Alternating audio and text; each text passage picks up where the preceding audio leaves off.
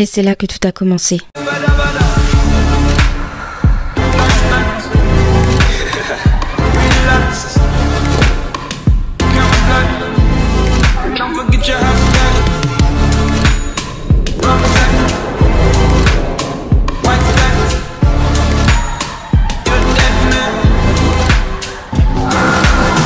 Voilà, c'était une grosse partie de ma vie. Le genre de truc qu'on fait pour se convaincre que tout va bien. Nous y voilà, bienvenue dans votre nouvelle résidence. Voilà, donc je vous cache pas que j'ai pris pas mal de temps à retaper les lieux parce que bon, là-bas j'avais acheté pour ma fille. J'avais des problèmes et je ne savais pas comment m'en sortir. Il m'arrivait régulièrement de me déplacer de location en hôtel. Au moins ça me faisait visiter le pays. C'est juste ici. Allons-y. Je voulais juste qu'on me laisse tranquille. Le robinet, il est un peu récalcitrant, donc il faudra bien penser à serrer quand vous fermez. Donc je vais vous changer ça dans pas longtemps. Juste un petit détail. Et simplement vivre une vie heureuse, épanouie, avec un mari et des enfants. Mais à croire que la vie en avait décidé autrement. Madame ? Oui. Madame ? Oui. Ah, c'est pour le travail. Ah d'accord, intéressant. Vous êtes dans quel secteur d'activité ? Je suis à mon compte. Ça fonctionnait à chaque fois. D'accord. Je gérais mon agenda et un portefeuille de clients qui augmentait sans cesse. C'était pas légal, mais j'étais obligée. Un moyen de gagner de l'argent facilement afin de pourvoir aux besoins de ma famille.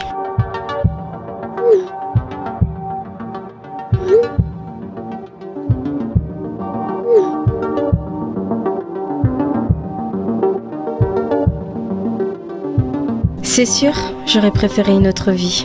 Mais on ne choisit pas son destin comme on choisit une boîte de céréales. J'avais mes clients réguliers. Des personnes à qui on pouvait facilement se sentir en confiance. Des petits nouveaux, comme des habitués. Mais aussi des hommes mariés. Oui, je sais ce que vous pensez, que l'on a toujours le choix. Mais au final, je m'étais pris moi-même à mon propre jeu. Coincée dans cette spirale infernale qui tous les jours recommençait. Encore et encore.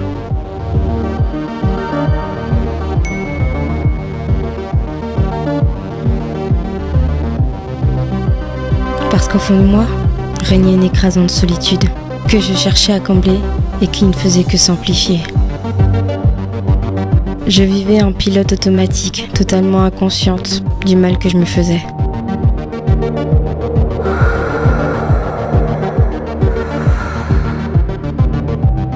Et sans le savoir, j'avais juste besoin d'aide, que personne ne pouvait m'apporter. Alors, l'histoire qu'on vient de voir, c'est ton histoire, c'est ça? En effet. Est-ce que tu peux te présenter en quelques mots? Alors, je suis Isabelle, j'ai 45 ans, fonctionnaire en région parisienne, j'habite en région parisienne aussi et j'étais escort girl par le passé. Avant tout ça, est-ce que tu peux nous raconter un peu ton enfance? Alors, je suis née dans une famille polygamique avec 3 femmes et beaucoup de violence, rupture aussi à l'enfance parce que j'ai été confiée très tôt à un oncle. Et du coup, ça se passe très mal. Et je reviens chez mes parents et je retombe sur beaucoup de violence.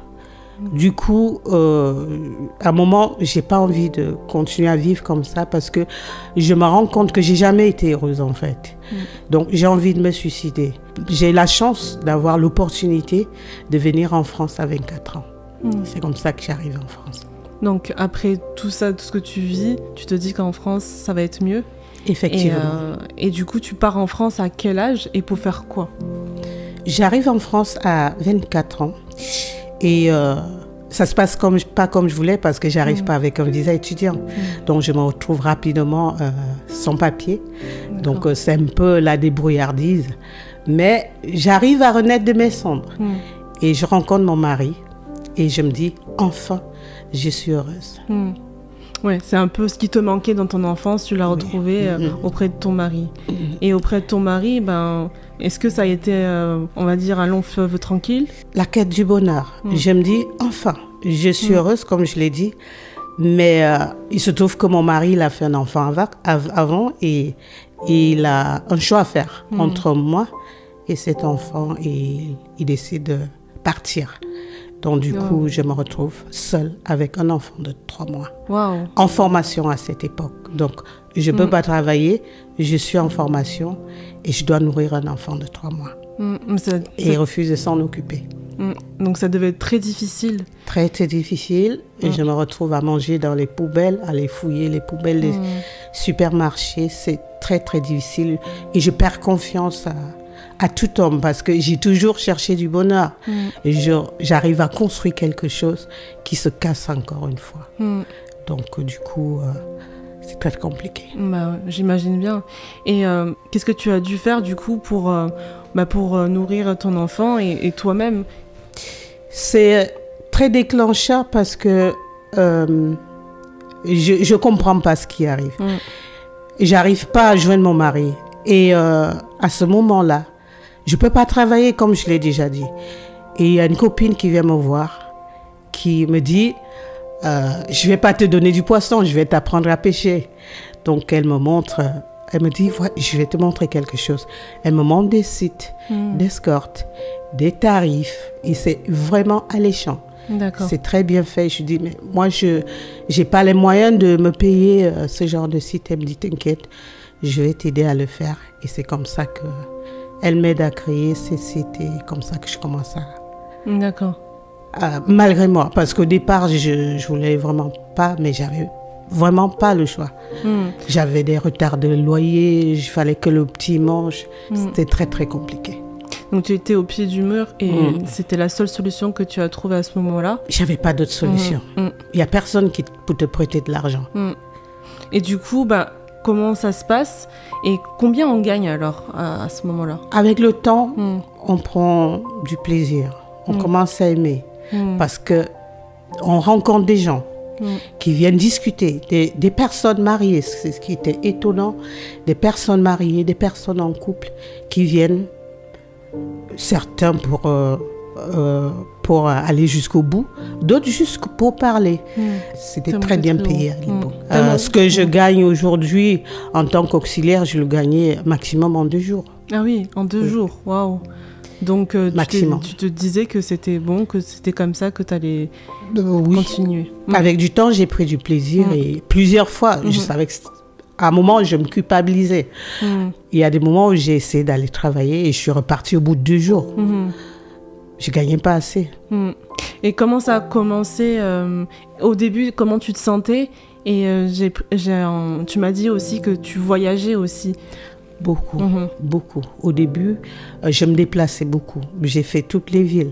Et ça, parce que j'ai surtout commencé à voyager. C'est bien après que j'ai commencé à le faire chez moi. D'accord. Donc tu le faisais à la maison. Et combien de temps tu as fait ça en fait? Pas au début à la maison parce que j'avais un enfant. J'ai commencé à voyager et je me suis prise une personne pour garder le petit. D'accord. Mais à un moment, j'ai réalisé qu'il fallait que je m'occupe du petit qui partait déjà à l'école à un moment. Donc quand il partait à l'école, je le faisais à la maison et quand il revenait, j'arrêtais tout. D'accord. Comment ça se passait concrètement quand un client arrivait? Alors, déjà, on avait vraiment, avec l'habitude, on sait des personnes, on sait discerner ceux qui sont mal intentionnés ou pas, et on sélectionne. Et donc, du coup, ce qui arrive, c'est normalement des personnes qui parlent bien, qui sont polies. Donc, ça se passait en fait comme si on se connaissait en fait. D'accord. Il arrive, c'était du cash, donc il donnait de l'argent et il se passait ce qui se passait. Et puis, ciao. D'accord, ok.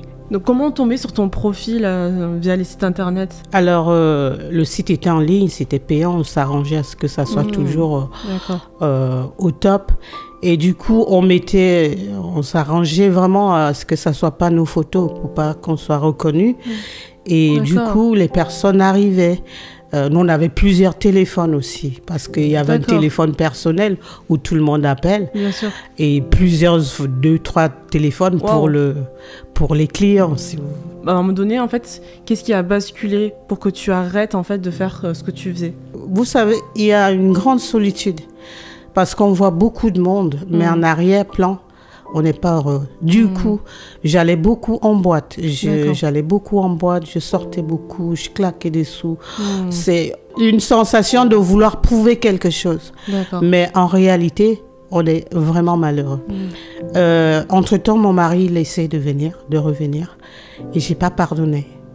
Je n'ai pas pardonné et je me dis plus tard. Jusqu'au jour où on m'appelle, on me dit, il s'est suicidé. Wow. Et là, je bascule dans la culpabilité. Pourquoi est-ce que j'ai pas pardonné? Je bascule vraiment dans la culpabilité. Je commence à sombrer dans la dépression sans le savoir. Je vis, je baisse les volets, je ne peux plus parler à personne. Ma seule vie sociale reste juste quand les clients appellent, mais je vois plus personne. Je sombre. Je sombre dans la dépression. Et pendant cette période, il y a quelqu'un qui m'appelle pour me dire que je connais quelqu'un qui fait des prières de guérison. Sachant que j'avais une pathologie qui me préoccupait en fait. Donc je vais dans une assemblée où on donne beaucoup de prophéties et je pleure beaucoup pendant le culte. Et je rencontre quelqu'un qui cherche un local dans ma ville pour faire une église de maison. Et c'est comme ça que des personnes commencent à venir prier chez moi. Donc tu as ouvert ta maison à des personnes pour venir prier chez toi, alors que c'était tout nouveau pour toi. Ça ne me dérangeait pas tant que ça, vu que, comme je dis, en arrière-plan, il y a une solitude. Donc du coup, ça me faisait du monde à la maison, une fois par semaine. Je ne perdais pas trop de clients. Donc, ils viennent une fois par semaine. Et ce qui m'intéressait, c'est qu'ils disaient beaucoup de prophéties. Ils disaient des choses. Je dis, mais ces gens, ils n'étaient pas là.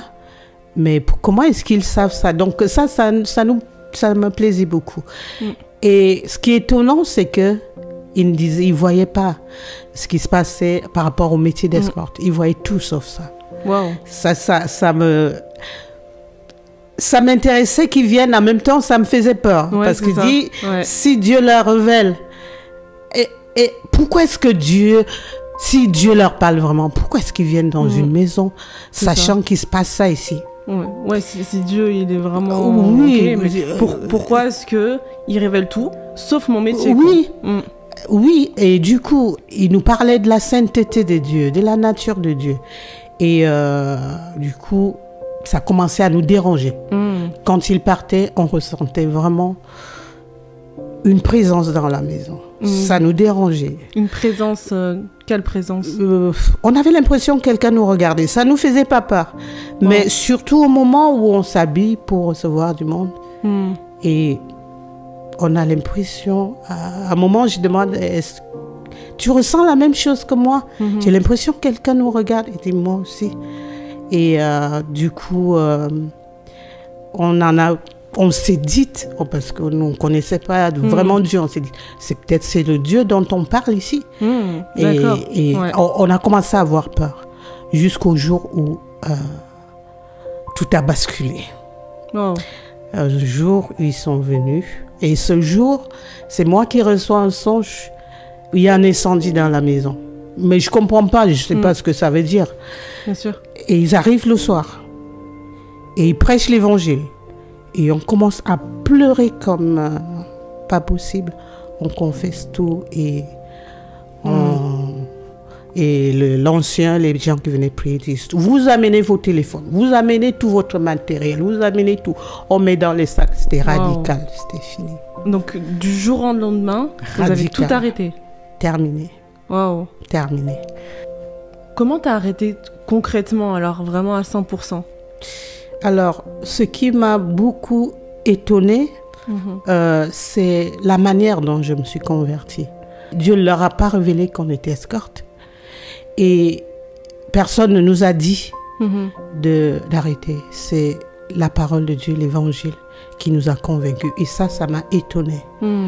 Alors, quand on m'a expliqué et que j'ai été convaincue que Dieu est saint et que mon corps est le temple du Saint-Esprit, ça m'a convaincue d'arrêter. Et du coup, c'était pas facile parce que j'étais habituée à avoir beaucoup d'argent. Bah oui, c'est ça.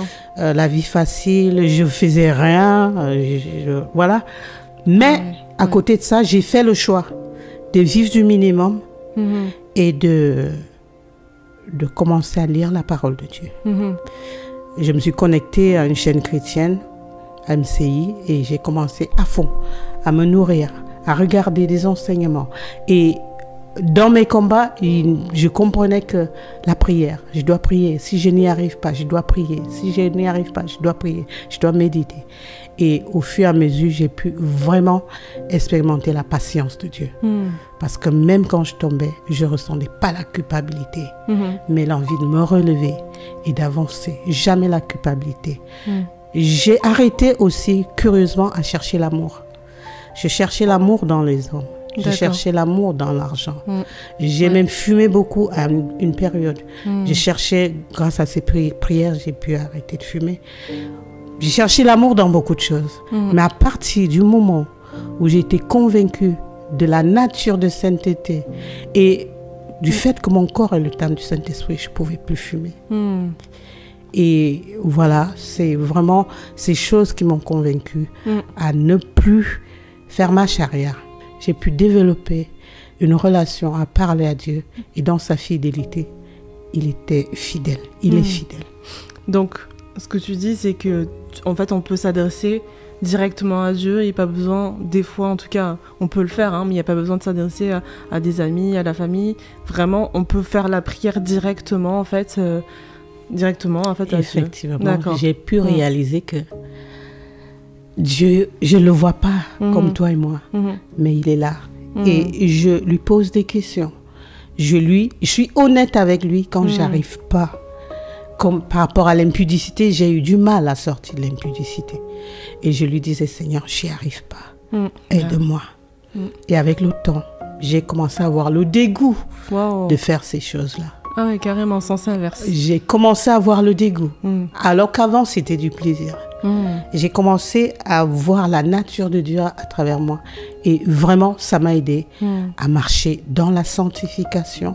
Et ça fait 6 ans que je vis la sanctification stricte. Oui, je suis passée du tout au tout. Donc voilà, d'un extrême à l'autre en fait. Ouais, exactement. Oui. Wow, mais en tout cas, c'est un super témoignage. Et qu'est-ce que tu pourrais dire à quelqu'un qui passe par les moments dans lesquels tu es passé, par exemple la dépression, le manque d'amour, ou encore quelqu'un qui fait escort girl et qui, par exemple, voudrait arrêter, quelque chose comme ça, qu'est-ce que tu pourrais leur dire? Alors, quelqu'un qui a une addiction, parce que escort girl, c'est une addiction. C'est vraiment difficile de sortir de là. Le conseil que je donne, c'est de mettre Dieu à l'épreuve, d'aller parler à Dieu et de lui dire, si tu existes, sors-moi de là. Et ça va permettre d'expérimenter la fidélité de Dieu. Je l'ai fait et je sais que d'autres personnes peuvent expérimenter la présence de Dieu, la fidélité de Dieu. Et Dieu n'est pas fictif, il est réel. Et il veut juste qu'on lui fasse confiance en fait. Tu lui parles. Alors, le problème c'est que on s'attend toujours à voir des manifestations, des choses. Tu as fait ta part et lui va faire sa part. Tu vas peut-être pas ressentir des frissons, mais il va se passer quelque chose. Comme toi, ça a été au fur et à mesure. Donc... Progressif. Ouais, c'est ça, progressif. Bah, super, je te remercie vraiment pour ton témoignage. Nous remercions le Seigneur.